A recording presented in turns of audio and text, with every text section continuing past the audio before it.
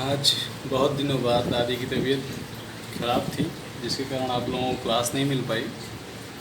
तो आज हम आप लोगों को चैप्टर 5 फिज़िक्स का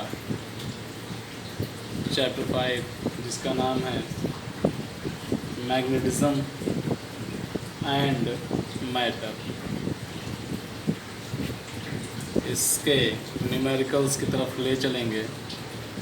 5.1 जो न्यूमेरिकल है आपका पहला, उसमें क्वेश्चन ये है कि एक वेक्टर को ज़रूरत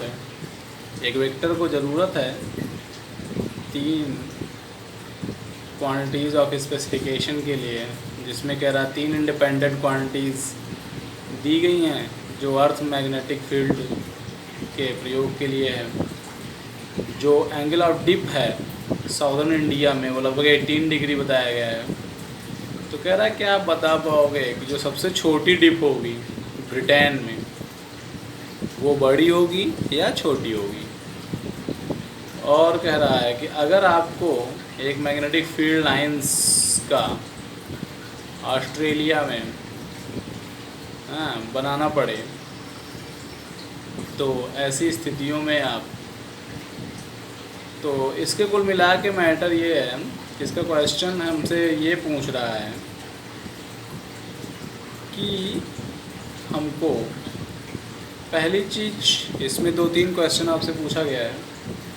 जैसे इसमें पहला कहा है कि जो 3 इंडिपेंडेंट क्वांटिटीज़ होगी उनके लिए आपको एंगल ऑफ डिप निकालना है।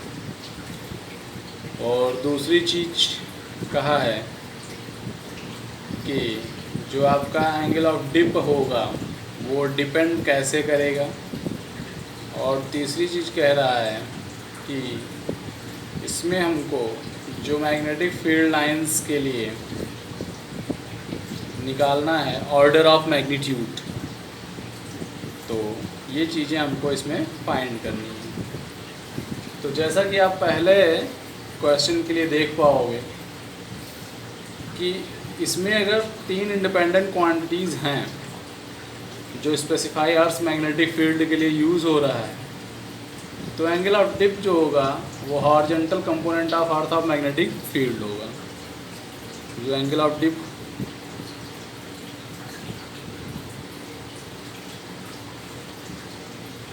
तो ये तो एक प्रकार का थ्योरेटिकल मैटर हो गया।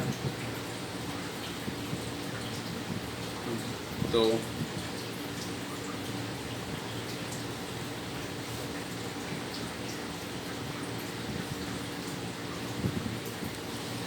इसके बाद हम सीधे सीधे चलेंगे इसके क्वेश्चन नंबर ई वाले पे, जो इसमें इसने पूछा है। तो जैसा कि हम लोग जानते हैं कि मैग्नेटिक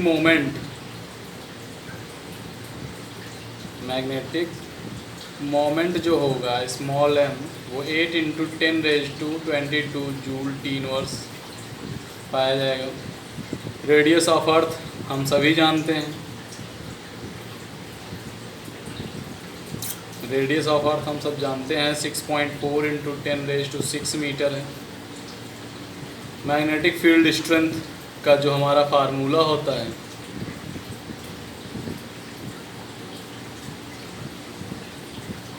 वो होता है μ0M 4πr³। तो जैसा कि हम लोग जानते हैं कि μ0 जो है वो परमिएबिलिटी ऑफ फ्री स्पेस है। और जैसे कि हम लोग पहले से भी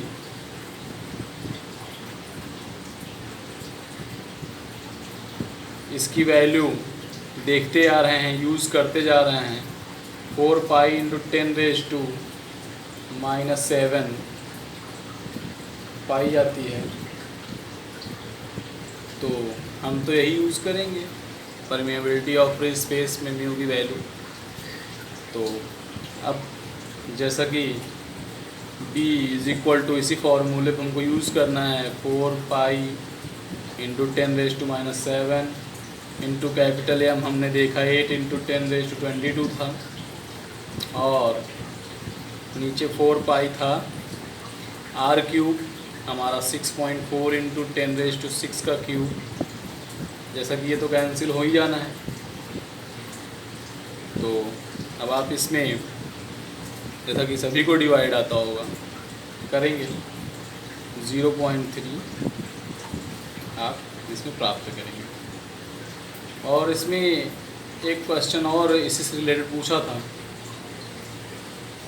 कि इसमें जो लोकल पोल्स होंगे अर्थ सरफेस के, वो अलग अलग डायरेक्शन में मैग्नेटिज्म के रूप में देखने को मिलेंगे। तो ये कैसे होंगे? तो जैसा कि हम सब जानते हैं कि नॉर्थ टू साउथ पोल की ओर हमारा इसका डायरेक्शन पाया जाएगा। क्लियर है सबको? आज कुछ तबीयत भी ठीक नहीं है हमारी, तो और अभी थोड़ा डिस्टर्ब थे दादी की वजह से काफ़ी दिनों से, इसलिए आप लोगों को वीडियोस नहीं मिल पाए, उसके लिए सॉरी है सबको, मेरे सारे स्टूडेंट्स को। अब 5.3 में देखेंगे, ये एक छोटा सा बार मैग्नेट है जिसको इसके एक्सिस पे 30 डिग्री पे रखा गया है, जिसका यूनिफॉर्म एक्सटर्नल मैग्नेटिक फील्ड है 0.25, और कह रहा है कि इसका टॉर्क जो मैग्नेटिक फील्ड का है वो 4.5 इंटू 10⁻² जूल है। तो magnitude of magnetic moment of the magnet आपको फाइंड करना है। तो जैसा कि आपको मैग्नेटिक फील्ड स्ट्रेंथ दिया ही है, मैग्नेटिक फील्ड स्ट्रेंथ हम आपको लिख के बताते हैं। मैग्नेटिक फील्ड स्ट्रेंथ जो है B, उसकी वैल्यू आपको दे दिया है 0.25, और टॉर्क जो मार मैग्नेट का है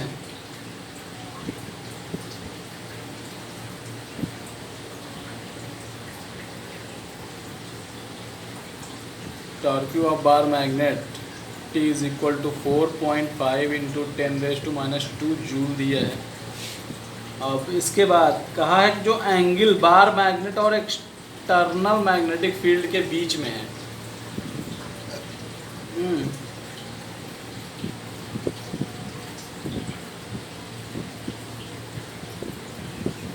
एंगल बिटवीन बार मैग्नेट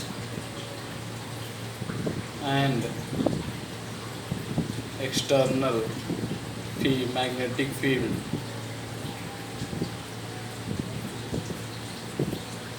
वो है 30 डिग्री। अब इसके बाद आप देखोगे टॉर्क जो मैग्नेटिक मोमेंट से रिलेटेड होता है वो होता है mb sin थीटा। ये हमारा फॉर्मूला है। कौन है ये? Torque is related to magnetic moment. Torque is related to magnetic moment. तो सिंपली अब इस पे अब हम वैल्यू पुट करेंगे।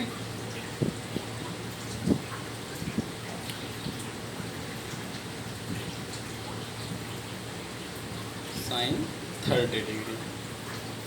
अब इसको सॉल्व करेंगे। अब हम जान रहे हैं कि ये वैल्यूज़ जब हम इधर लाएंगे तो अपॉन में हो जाएगा, capital M is equal to पाया जाएगा 4.5 इंटू 10⁻² अपॉन 0.25 इंटू साइन 30।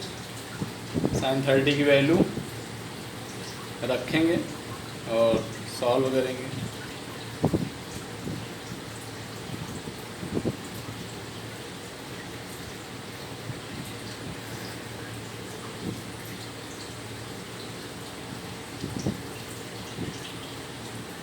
अब इसके बाद हम लोग 5.4 पे चलेंगे। 5.4 में आप लोगों को देखने को मिलेगा कि इसमें कहा है कि एक छोटा सा बार मैग्नेट है जिसका मैग्नेटिक मोमेंट 0.32 दिया है, और इसको एक यूनिफॉर्म मैग्नेटिक फील्ड में रखा गया है जिसकी वैल्यू दी गई है 0.15। और फिर कह रहा है जो bar, the bar is free to rotate in the plane of the field, मतलब फील्ड के प्लेन पे बार को पूरी तरह से रोटेट करने के लिए हाँ फ्रीली रखा गया है, जो कह रहा है कि इसके करस्पॉन्डिंग में है स्टेबिलिटी के और अनस्टेबिलिटी ऑफ इक्विलिब्रियम के। और कह रहा है इसके बाद पोटेंशियल एनर्जी जो मैग्नेट की होगी हर केस में वो क्या होगी, मतलब स्टेबिलिटी पे भी और यूनिफॉर्म स्टेबिलिटी, मतलब कहने का ये है कि जो स्टेबिलिटी होगी और अनस्टेबिलिटी होगी दोनों कंडीशंस पे आपको पोटेंशियल एनर्जी फाइंड करनी है। तो स्टेबिलिटी पे हम देखेंगे और अनस्टेबिलिटी पे भी देखेंगे। तो स्टेबिलिटी पे देखेंगे जैसे कि जो बार मैग्नेट रखा जाएगा मैग्नेटिक फील्ड के अलोंग इस सिस्टम में, वो देखा जाएगा जो स्टेबल इक्विलिब्रियम पे होगा, तो उसमें जो एंगल थीटा होगा वो बार मैग्नेट और मैग्नेटिक फील्ड के बीच में जीरो हो जाएगा। बार मैग्नेट और मैग्नेटिक फील्ड के बीच में जीरो हो जाएगा जो स्टेबिलिटी में होगी। तो ऐसी कंडीशन में theta is equal to 0 degree लिया जाएगा जब, तो potential energy of the system जब निकालेंगे minus mb sine theta, sorry cos theta, cos theta यहाँ पे होगा। अब वैल्यू हमको सिंपली यूज़ कर देना है और कुछ भी नहीं करना है। कॉस 0 डिग्री, कॉस 0 डिग्री की वैल्यू आप सभी जानते हो 1 होना ही है, 4.8 इंटू 10⁻² जूल। और अगली बार जब हम अनस्टेबिलिटी पे आएंगे, अनस्टेबल के लिए, तो इक्विलिब्रियम पे जब अनस्टेबल होगा तो ऐसी कंडीशन पे क्या हो जाएगा 180 डिग्री हो जाएगी थीटा की वैल्यू। तो पोटेंशियल एनर्जी जब हम इसमें फाइंड करेंगे तो माइनस mb कॉस थीटा है, सिंपली रखा हमने 0.32 इंटू 0.15 कॉस 180 डिग्री। तो अभी जैसा कि हम सब जानते ही हैं